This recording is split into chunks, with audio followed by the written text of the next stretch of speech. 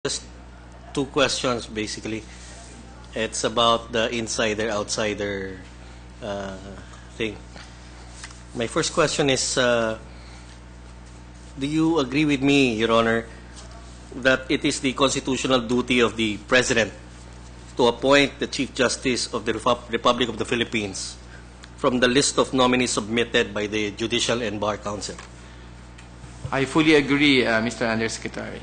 Yes, and my last question is, do you also agree with me that in performing this duty, the President exercises absolute and plenary discretion and prerogative by choosing from such list of the JBC?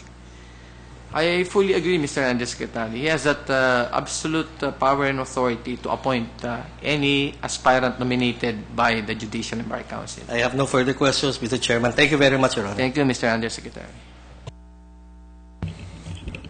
Good afternoon, Mr. Chairman. Good afternoon, my chairman. Both in the HRET and in the 3rd Division.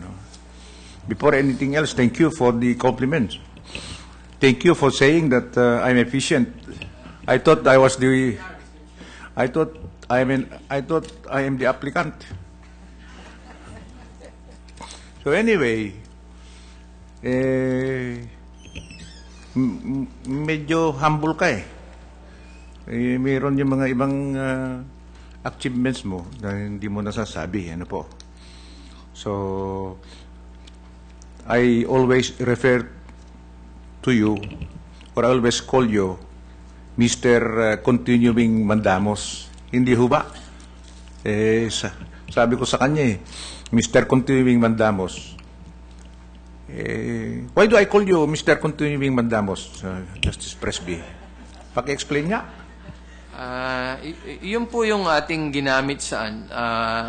Metro Manila Development Authority versus concerned residents of Metro Manila case. It's about the cleanup of and rehabilitation and restoration of the Manila Bay to its class B level.